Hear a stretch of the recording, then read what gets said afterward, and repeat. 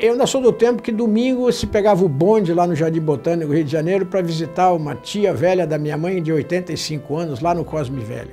No sábado que eu me mudei para lá, com um caminhão levando mudança e tal, a Telepar e a Copel estavam pondo os postes para levar luz e telefone para minha casa, que não tinha, era mato. Ah, eu não atendo SUS, eu não atendo Unimed. Não, eu acho que o paciente não tem nada com isso.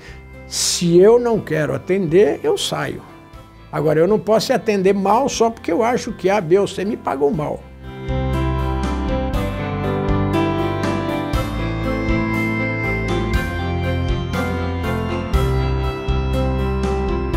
Eu sou carioca, nascido no Rio de Janeiro em 1942, dia 13 de janeiro.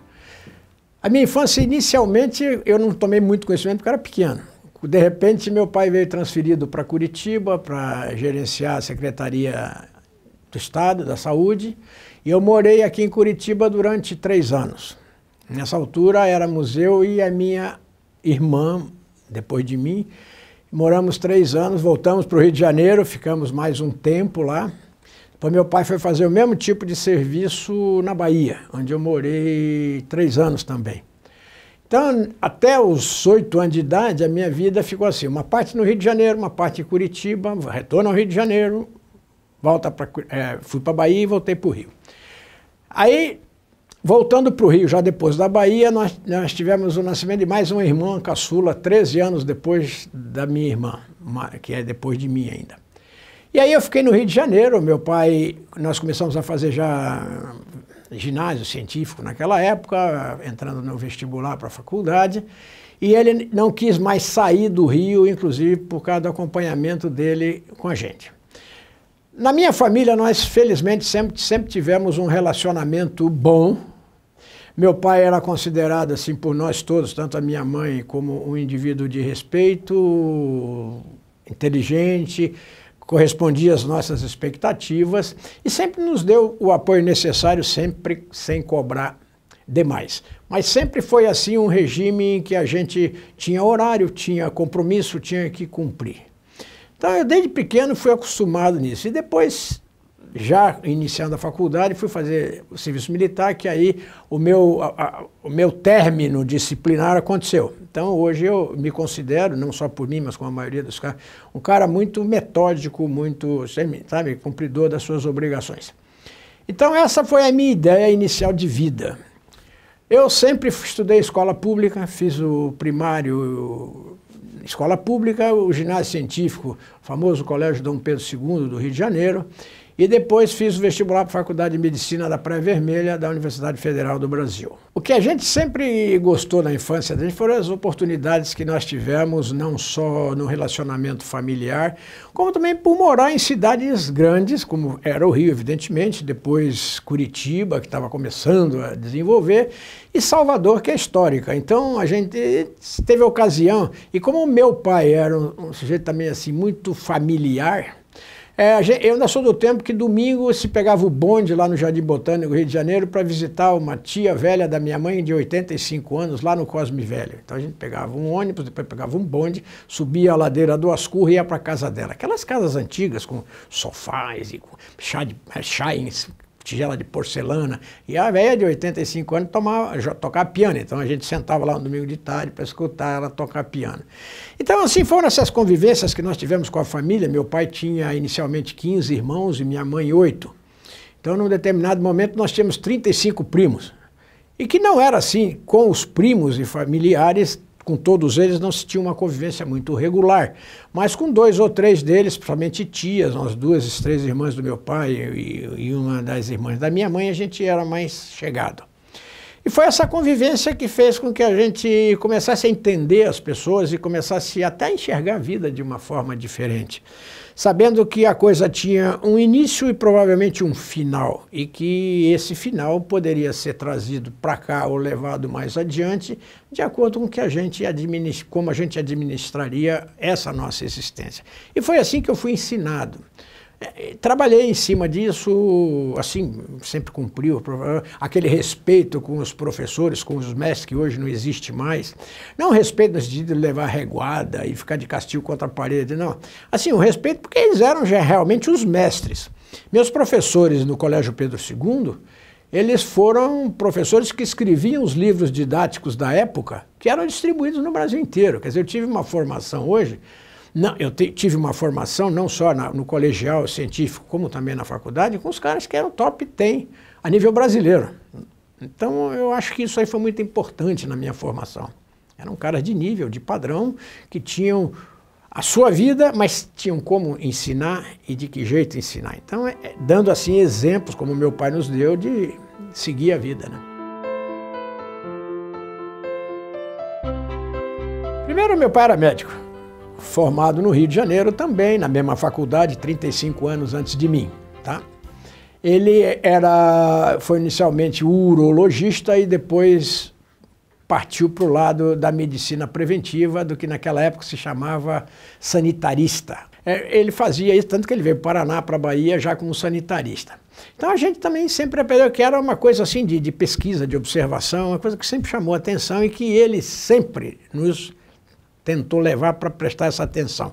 Quando se saía de carro, saía de bonde, passava num lugar e falava, tá vendo? Isso aqui é assim, assim, assim. Lembra? Você passava, fazia uma viagem de carro, passava num lugar específico que tinha alguma importância, mostrava guarda. Isso eu procurei transmitir depois às minhas filhas, quando a gente viajava de carro daqui para o Rio para visitá-lo, e a minha mãe na época passava em todas essas estradas, olha, isso aqui é o rio tal, isso aqui é a ponte tal, ó, tá vendo? Agora é a cidade tal. Então isso a gente vai montando um esquema com as filhas, e depois, claro, depois de casado, que foram se mantendo até hoje, entendeu? Eu, quando estava no científico, inclusive, a minha primeira ideia, que eu comecei, inclusive, a pensar realmente em fazer, era sobre agronomia. Porque eu tive a minha infância passando as férias todas escolares no estado do Rio, tipo de uma fazendinha, em que a gente convivia ali, montava a cavalo, pescava, caçava passarinho, fazia tudo, ajudava a criar galinha, porque eles tinham lá uma granja de galinha de poedeira. Então, essa vida campal ou campestre a gente acompanhou durante vários anos. E depois meu pai tinha um amigo na Bahia, na fazenda em Nanuque, fronteira Minas com Bahia, que criava lá, sei lá, 10 mil cabeças de gado, uma coisa dessa. Então também fui passar algumas temporadas lá, e sempre nessa área mais rural. E isso me entusiasmava muito no sentido de, poxa, era uma vida legal, saudável, você tinha a diversidade de atividades, não era uma coisa fixa numa determinada situação que você fica hoje sentado numa mesa o dia inteiro sem fazer nada. Entendeu? Então naquela época eu ia fazer isso. De repente, assim, aquela coisa que eu honestamente não saberia lhe informar se foi o espírito do meu pai que baixou como médico, tá? É infectologista hoje, né? Que é a profissão que ele antigamente era sanitarista. Então eu acordei um dia, isso já, eu acho que final de novembro, princípio de dezembro, as inscrições de vestibular estavam terminando. Eu digo, pai, vou fazer medicina. Ele ficou me olhando assim, meio escabreado, sem saber muito o que eu estava falando, mas, claro, não disse não. Fui fazer vestibular e realmente não passei, porque não tinha o preparo suficiente. Naquela época, a Faculdade de Medicina da Praia Vermelha era, igual a USP de São Paulo, era aquelas mais concorridas e as mais difíceis. E eu não fiz para nenhuma outra faculdade do Rio de Janeiro, a não ser aquela. Então, a minha chance de passar realmente era pequena. Aí fiz novamente o vestibular e tal. E aí entrei na faculdade pública também, o que era uma concorrência muito grande naquela época, porque do Rio de Janeiro, se for ver, a nossa turma era de 182 alunos lá na faculdade. E dessa turma, eu acho que bem mais da metade não era do Rio de Janeiro. Era de São Paulo, basicamente, interior de São Paulo, que ia fazer faculdade no Rio de Janeiro. Além disso, tinha alguns estrangeiros da América do Sul que tinham convênios entre os governos e eles tinham lá as bolsas e iam para lá. Então, acabei indo, me entusiasmei, fui durante quase 2 anos monitor de histologia lá com o professor Bruno Alípio Lobo, que era o bambambam da histologia no Brasil. E depois fui fazer obstetrícia com o professor Francisco Carlos Grelli. Trabalhei lá 2 anos, dando plantões semanais, diários. Então aprendi muito, fazia muito bem obstetrícia, porque a escola obstétrica era muito boa. E aí já praticamente formado, já enquanto jogava futebol, fui fazer estágio, que é aqueles estágios que a gente faz obrigatório, faz exame para o Estado e vai trabalhar não sei aonde, como hoje seria trabalhar num posto de saúde, num lugar desse qualquer. Aí fui parar no hospital onde tinha um cara que me tornou meu amigo, lá cardiologista. O que você está fazendo? Estou fazendo lá em mão de fazer obstetrícia, cara. Vem para cá para o hospital fazer cardiologia. E me encheu a cabeça, eu acho, um mês. E aí eu já formei, antes de tomar essa decisão final, e fui para os Estados Unidos. Meu pai estava lá nessa época como chefe sanitarista das Américas na OPAS, Pan-Americana de Saúde. Fiquei lá com ele em Washington 2 meses. E quando voltei, esse colega lá estava me esperando, quando fui dar plantão de novo, ele estava, pô, a prova é a semana que vem, cara, se defina, porque... Aí eu digo, tá, vou fazer cardiologia. Aí fiz a prova, passei, fui para o Carvalho Azevedo, professor, fiquei com ele 1 ano, depois fui trabalhar no Procardíaco aí já como cardiologista, fui chefe plantão no Procardíaco, até que apareceu uma situação gozada. Eu ia trabalhar com o professor Carvalho Azevedo no consultório dele, já estava indo, sem contrato nenhum, só para acompanhá-lo. E no final do ano eu receberia o título da especialidade de cardio e ia entrar com ele no consultório. Nesse meio tempo, ele trabalhava também no hospital estadual, fazendo a parte cardiológica, ali na Voluntários da Pátria, Hospital Nossa Senhora das Vitórias. E eu ia para lá também com ele, consultório e hospital. Mas ali era INPS na época, não era nem SUS, que não existia, era INPS. Isso em novembro eu recebia o título, no dia 1º de novembro o Brasil fechou todas as provas, todos os concursos públicos para o INPS. Ele me chamou e falou, daí, você quer ficar aqui de graça? Tudo bem, mas está fechado o concurso. Aí eu fiquei assim com ele, tá? Fiquei um pouco lá, depois me desiludi, porque eu vi que eu não ia para lugar nenhum, ia esperar muito tempo, e eu não estava com esse interesse todo. E lembrei do meu pai, que como foi diretor de saúde aqui no Paraná, ele, na Escola de Saúde Pública, que ele foi um dos que iniciou, sabe? Muitos colegas dele, que na época foram nomeados não só para a Secretaria, como também para a Escola de Saúde, estavam indo aqui no Paraná. Falei, Pelé, você que está indo para o sul do Brasil, passa lá no Paraná, que você já esteve lá com essa pessoa, vê se vocês não têm um lugarzinho para eu ir trabalhar, porque aqui não vai dar. E aí, você deve lembrar, doutor Álvaro Rabelo, falecido há pouco tempo, estava nessa época recém-vindo de Céu Azul para cá, para junto com o grupo montar a policlínica. Aí eu vim aqui, passei em Curitiba, um amigo do meu pai de lá me trouxe aqui, conversamos com um grupo da policlínica. Aí ele disse, não tem nenhum cardio aqui, se você quiser vir, você pega a região toda, trabalha com a gente, tem um consultório junto com o grupo. Eu digo, fechado. Quando que você vem? Não, eu vou ao Rio, faço a mala e volto. E fui para o Rio, cheguei professor Carvalho Azevedo, estive lá, achei bom lugar, serei o único cardiologista lá no Paraná e tal. Ele olhou para mim e falou, e o que você está fazendo aqui ainda? Aí eu fechei as malas lá e vim embora para cá. Cheguei aqui em maio de 69, fui morar com o Álvaro durante 6 meses, depois mudei ali para frente aqui ali na Rio Grande do Sul, do lado, em frente ao posto de saúde que tem ali. Morei ali alguns anos até casar e morar onde eu moro até hoje, desde 71.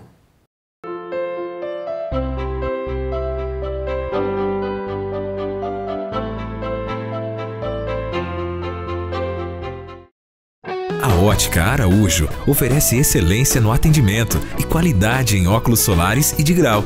Possui tecnologia de ponta, Roya e Varilux para tirar medidas digitais em 3D diretamente na armação escolhida, eliminando possíveis erros e proporcionando exatidão na confecção de seus óculos. A equipe da Ótica Araújo é uma das equipes de técnicos em óptica mais antiga da cidade. Ótica Araújo. Aqui o cliente negocia com os proprietários. Tem aí a banda católica. Pro Rosa de Saron cantar pra gente. Canta Rosa de Saron. Rosa de Saron!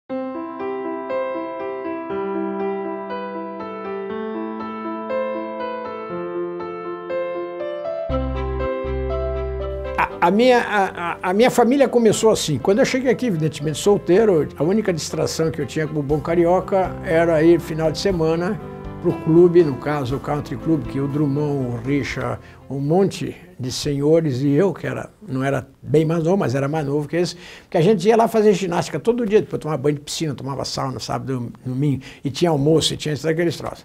E nessas piscinas de sábado e domingo, e mesmo nas férias, alguma coisa, tinha a frequência das mulheres, meninas, os frequentadores do clube, que naquela época era muito grande. Hoje está jogada as traças, mas naquela época era grande.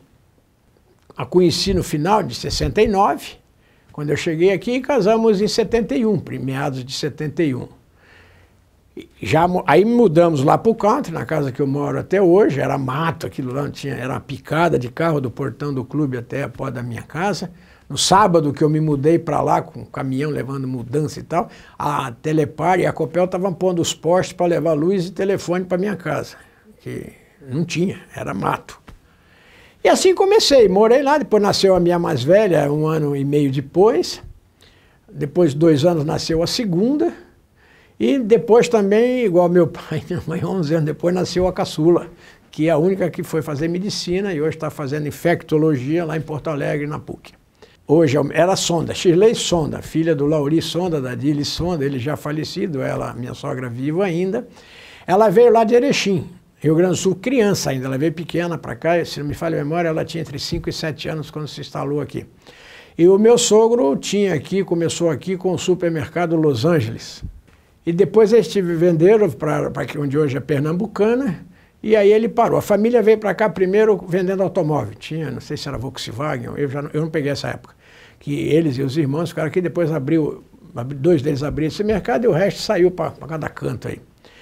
E aí nós ficamos aí até, meu relacionamento com ele também era muito bom, sabe? Ele gostava das netas e como já não fazia mais nada, ele ficava, quer dizer, mais nada, a gente já estava aposentado, ele pegava o carro dele e ia lá pegar as 2 filhas para passear pela cidade, levar para cá, levar para cá. As meninas queriam outra vida, né? Aí a minha mulher ia sempre, final de tarde, sábado, domingo, lá para o country com elas, com as outras mulheres, que as crianças eram todas mais ou menos da mesma época. Então foi assim que elas cresceram ali numa vida muito saudável, do ponto de vista assim, campo, jogos, corrida, brincadeira e tudo mais. E aí nós fomos convivendo. Eu tive naquela época que correr muito e dependi muito da minha mulher, que quando eu comecei a trabalhar aqui, para começar a me sustentar, eu fui designado como médico do posto de saúde. E uns 2 anos depois, por questões até políticas, enfim, por falta de mais alguém, eu fui gerenciar o distrito sanitário, que hoje é regional de saúde. Então, naquela época eu tinha 16 municípios na minha mão aqui, que ia de Guaíra até Guaraniaçu, 3 Barras, e Capitão Leão das Marques, e aqui para cima, Corbélia, Nova Aurora, Assis, todas essas confusões aqui, estrada de terra. Então, às vezes eu saía, voltava só de noite, porque chovia, você não tinha como voltar. Então, nesse tempo eu fiquei praticamente até 81, quando me desvinculei da saúde estadual e fiquei só como médico perito do NPS. E ali fiquei até me aposentar. Aí passei a ficar só no consultório. Fui convidado para participar do grupo, isso já tem 30 anos mais ou menos, praticamente, quase. Compôs o grupo que comprou a existência do Hospital Nossa Senhora da Salete. E aí ficamos juntos durante uma grande parte da vida. Assumi a direção clínica do hospital até 5, 6 anos atrás, quando foi vendido para aquele rapaz, o Alan, que faleceu no acidente de motocicleta na Vinda das Marinas. E aí eu me afastei do hospital, assim, coisa de frequência diária. Ainda sou muito bem tratado. Quando preciso me internar, vou para lá. Quando interno meus doentes, normalmente interno lá. E o meu consultório ficou na frente do hospital e hoje eu vivo, assim, tranquilamente, com uma vida tranquila, fazendo aquilo que eu gosto. Consultar, trocar ideia com os pacientes, tentar orientá-los, porque remédio é uma coisa que qualquer um compra de graça e toma sem saber para quê. Então eu acho que a gente tem que orientar o paciente primeiro para não fazer o que não deve. E depois para mostrar que ainda a cabeça é muito importante. E como tal, Jesus a colocou na parte de cima do corpo da gente, senão ela estava lá no calcanhar entre as 2 pernas, para mostrar que ela não valia nada. Então eu acho que a gente tem que dar muita importância a como a gente administra, como a gente vive, como a gente utiliza o nosso tempo. Isso eu, modéstia à parte, sei administrá-lo com certo requinte de qualidade, não me arrependo nem um pouquinho.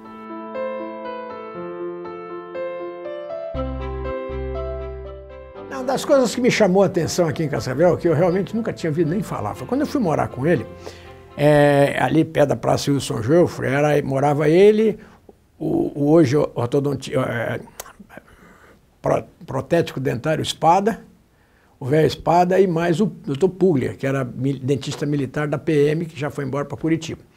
E ele morava numa casa de madeira, que era um poeirão do cão, que não tinha terra, era só terra, não tinha nada. E ele, um dia eu vi ele escrevendo, sentado lá na mesa de noite, e eu olhei assim por trás do ombro dele e eu falei, ô meu, você está escrevendo em latim por acaso? Não, isso aqui é Esperanto. Eu falei, é quem? Ele falou, não, isso aí é Esperanto. Eu digo, sim, mas que raio de Esperanto? Você não sabe? Eu falei, nem desconfio. Então ele me contou lá a história que ele escrevia, que ele se mantinha contato no mundo inteiro, escrevendo em Esperanto. E realmente eu vi aquelas cartas com as escritas que eu não sabia onde é que era, achei que era um árabe qualquer daquele da vida, mas depois eu fiquei pensando, essa era uma característica dele. E ele era um cara assim muito reservado, até no consultório aqui antigo, ali do lado do Copas Verdes, onde eu fui para lá depois, ele tinha um consultório na última sala do complexo, era lá, e tinha uma área aberta, e que saía pelo vizinho. Então ele, para não passar na sala de espera, que ele não gostava de dizer não para ninguém, então, se ele passar na sala de espera, todo mundo, doutor, me atende e tal, ele sairia de lá meia-noite, 1h da manhã.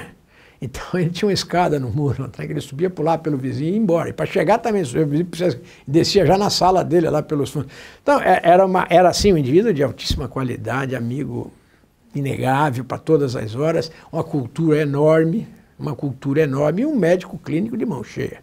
Isso ele é fantástico. E assim, o que não é questão de ser engraçado, é questão que a gente começa a viver em uma outra. Lá no Rio, por exemplo, na minha época eu só falava em cardiologia. Quando eu vim para cá e fui para o posto de saúde, eu fui obrigado a aprender e a fazer um monte de coisa que eu nem sabia que eu era capaz de fazer. Porque eu dirigi o Centro de Saúde Central ali, foi inclusive que inaugurei aquele prédio que está lá, eu era diretor lá quando foi inaugurado. Eu cheguei a fazer leitura, a laudo de abriografia, porque o doutor Adíris Gomes, que faleceu recentemente, que veio para cá, fui eu que o trouxe, na época, ele era o radiologista da saúde ali, ele que fazia. Quando ele tirava férias, era o indivíduo aqui que ia fazer. Fazia vacina, fui fazer ansenologia uma época, porque não tinha ninguém, fazia receita de psiquiatria, porque era obrigação. Então, foi bem diversificada nessa época a medicina. E isso eu acho que, para mim, foi muito importante na minha formação cardiológica aqui em Cascavel. Porque eu tive a ocasião de participar com doenças de vários níveis, de várias formas, de vários doentes que a gente não sabia nem que existia, porque no meu tempo, no Rio de Janeiro, hanseníase, ninguém falava, lá no Rio de Janeiro ninguém sabia o que era isso. Fui obrigado a atender hanseníase, porque não tinha ninguém. E Cascavel era um centro de hanseníase regional. Tinha inclusive uma equipe aqui do Ministério da Saúde que fazia esse trabalho e a gente no posto de saúde era obrigado, eles tinham uma sala lá, a gente participava. Então toda essa experiência de convivência, de participação, eu tive isso, eu acho que não só na minha formação pessoal, como profissional, teve um peso muito importante. Então, depois eu fui atender ambulatório de SUS lá no Salete, atendia SUS e atendo a SUS até hoje, não no ambulatório, mas quando precisa de mim, que interno até pelo SUS, sem nenhum problema. Ah, eu não atendo SUS, eu não atendo Unimed. Não, eu acho que o paciente não tem nada com isso. Se eu não quero atender, eu saio. Agora, eu não posso atender mal só porque eu acho que A, B ou C me pagam mal. Eu acho que não tem nada uma coisa com a outra. São situações diferentes, tá? Então, assim, eu aprendi com toda essa minha vida profissional, que já lá se vão quase 50 anos, se contar meu tempo de faculdade e os de vestibular, já vão praticamente quase 60 anos. Então a gente aprendeu muito e eu, em momento nenhum, me arrependo do que eu fiz. Talvez me arrependa do que eu deixei de fazer, mas não do que eu fiz.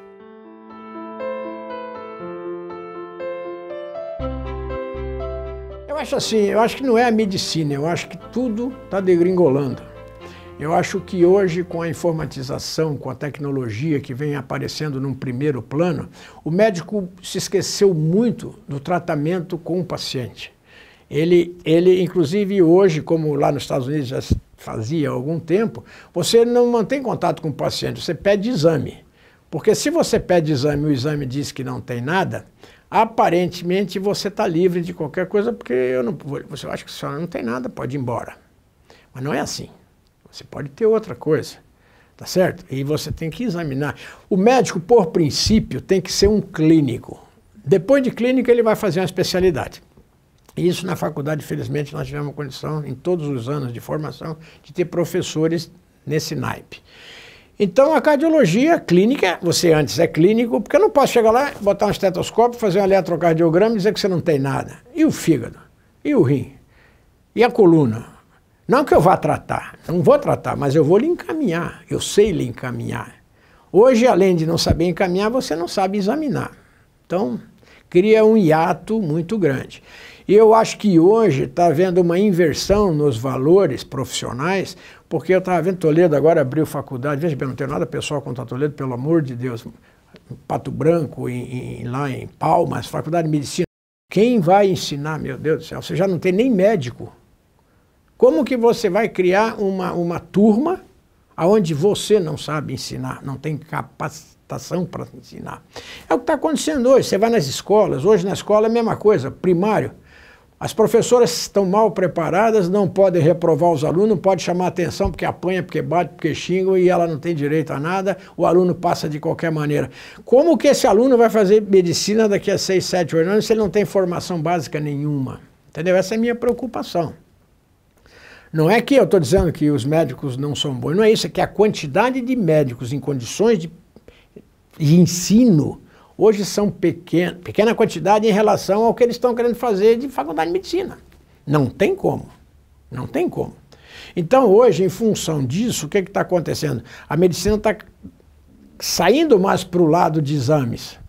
Entendeu? Tá se utilizando da maquinária para fazer medicina, quando eu acho que o caminho não é por aí. Inclusive porque esses exames todos, desde os exames laboratoriais, o nome diz, são exames complementares. Você vai complementar um diagnóstico. Você não vai pedir um exame para ver o que ele vai dar para eu tratar depois.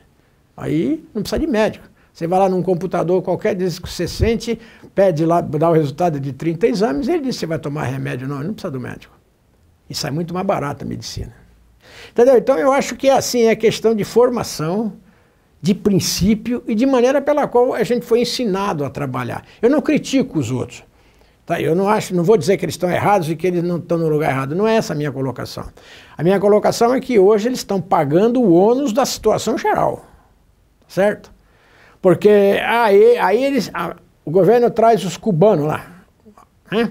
Então diz, mas o cubano não tem preparação. Ué, e o cara que vai sair de Palmas? Ele está mais bem preparado que o cubano? Estou dando um exemplo, estou falando mal da cidade de Palmas. Isso no Brasil, de uma maneira geral. Vai sair igual. Vai sair igual. Então, aí trouxeram os caras por questão política, mas por questão profissional, não vai mudar nada.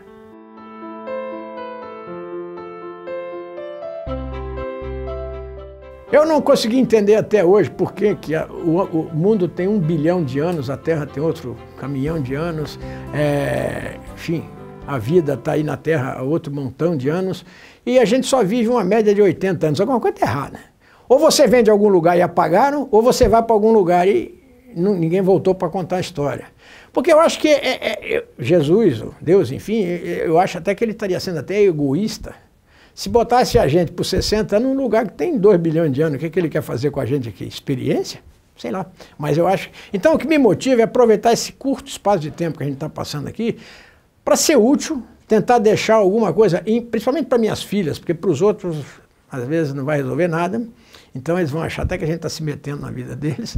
Agora os filhos eu acho que eu acho que não é o ensinar, eu acho que é o exemplo. Tá certo? Se você... Isso eu vejo na minha família, dos 15 irmãos, dos tios do pai, os 8 da mãe. As famílias que eram bem estruturadas, como eu acho que a do meu pai foi, e eu acho que eu estou aí, entendeu? Nas que não eram por esse ou aquele motivo, estão perdidos, entendeu? Então eu acho que o exemplo ainda é importante. Eu me lembro, eu sentava na mesa religiosamente todos os dias, inclusive sábado e domingo, tomava café com meu pai, barba feita e roupa trocada. Não tinha conversa.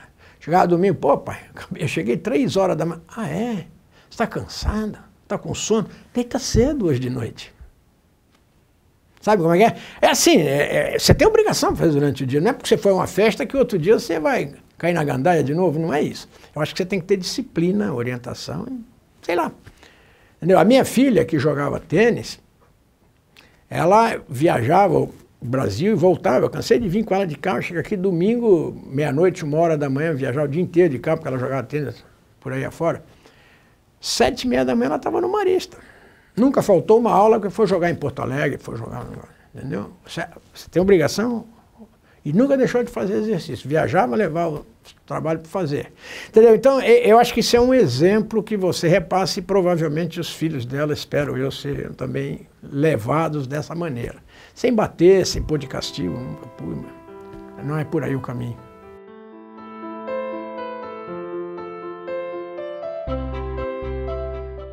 Olha, a mensagem é: se o cara escolher a medicina, que ele, por favor, faça de uma maneira honesta.